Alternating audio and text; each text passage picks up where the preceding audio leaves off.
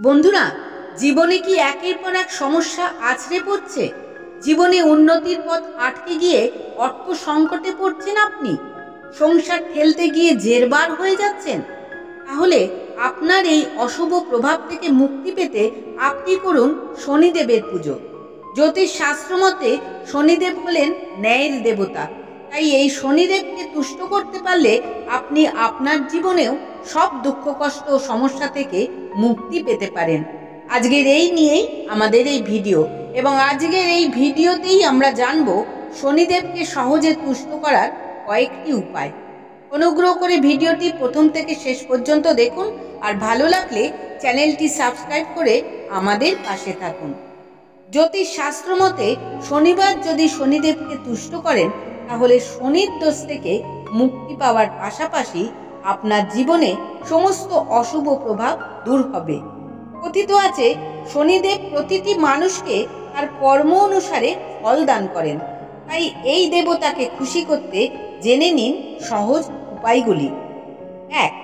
শনিদেবকে খুশি করতে প্রতিদিন একবার হলেও হনুমান চালিসা পাঠ করুন। সম্ভব না হলে হনুমান চালিসা পাঠ অন্তত দিনে একবার কানে শ্রবণ করুন। 2. কথিত আছে অশ্বত্থ গাছের পুজো করলে শনিদেব অত্যন্ত প্রসন্ন হন। তবে রবিবার অশ্বত্থ গাছের কাছে একেবারেই যাবেন না। তাই শনিবার অশ্বত্থ গাছের চারপাশে 7 বার সাদা সুতো বেঁধে পরিক্রমা করুন। তবে এই সময় শনির মন্ত্র জপ করলে আরও ভালো হয়, আর শনিদেব তাতে প্রসন্ন হন। এছাড়াও শনিদেবের কৃপা পেতে সূর্যাস্তের পরে অশ্বত্থ গাছের তলায় তেলের প্রদীপ জ্বালান। 3. আপনার জীবনের সমস্ত সমস্যা ও আর্থিক কষ্ট থেকে মুক্তি পেতে শনিবার রামায়ণের সুন্দর কাণ্ড পাঠ করুন। এতে হনুমানজি প্রসন্ন হন এবং সেই সঙ্গে শনিদেবও প্রসন্ন হন। 4. শনিদেবকে প্রসন্ন করতে শনিবার নিরামিষ আহার করুন। 5.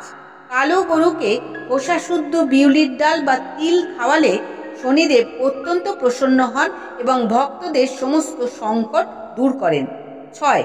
শনিবার একটি লোহার পাত্রে সর্ষের তেল ভরে তাতে আপনার মুখ দেখুন এবং সেই তেলটি কোনো গরিব মানুষকে দান করুন। এতে আপনার পরিবারে অর্থ সংকট দূর হবে। 7.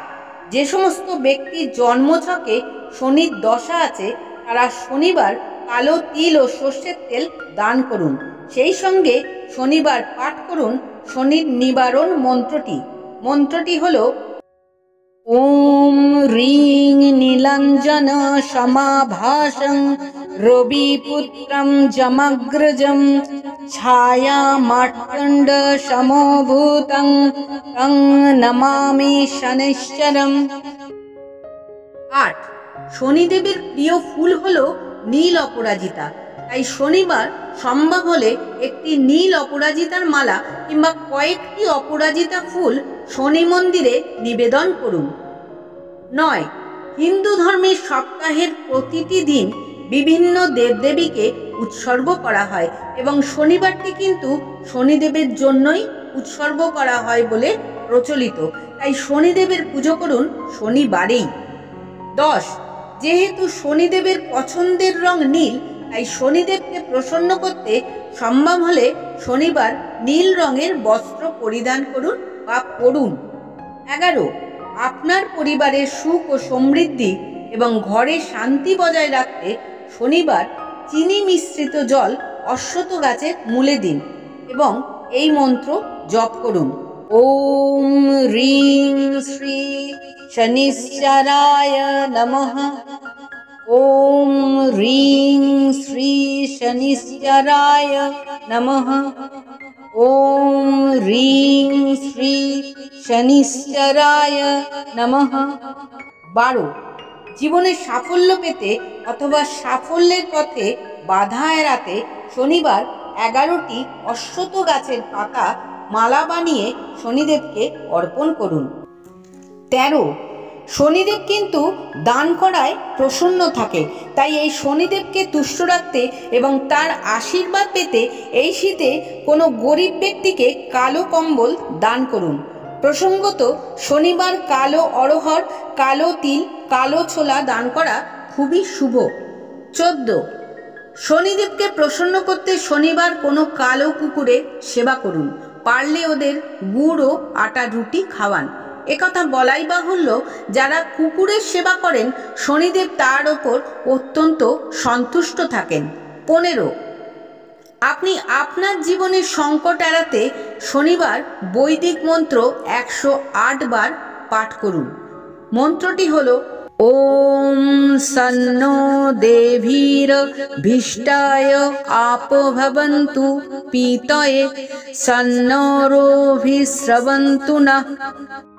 এবার বলি শনিদেবের পুজোর সময় কি কি করবেন। 1, শনিদেবের পুজো পশ্চিম দিকে মুখ করে করবেন। 2, শনিদেবের পুজো করার সময় অবশ্যই লোহার পাত্র ব্যবহার করবেন। 3, শনিদেবের মূর্তির সামনে সরাসরি দাঁড়িয়ে পুজো বা প্রণাম কোনোটাই করবেন না, একটু সরে দাঁড়িয়ে তবেই পুজো করবেন। এবার আসি শনি দেবতার আশীর্বাদ পেতে শনিবারে কি কি করবেন না। 1, শনিবার সর্ষের তেল কিনবেন না বা কাউকে দেবেন না। 2, শনিবার লোহার পাত্র কিনবেন না কিংবা লোহার পাত্রে কোনো খাবার কাউকে দেবেন না। 3, কালো তিল শনিবার কিনবেন না। 4, শনিবার কারো কাছ থেকে জুতো বা চপ্পল উপহার হিসেবে দেওয়া বা নেওয়া করবেন না, অর্থাৎ জুতো বা চপ্পল দেবেনও না এবং জুতো বা চপ্পল কারোর কাছ থেকে নেবেনও না। 5, শনিবার মিথ্যা কথা বলবেন না বা কাউকে প্রতারণা করবেন না। তাহলে বন্ধুরা, আজ এই পর্যন্ত। ভিডিওটি ভালো লাগলে লাইক করুন, শেয়ার করুন। সকলে ভালো থাকুন, আনন্দে থাকুন।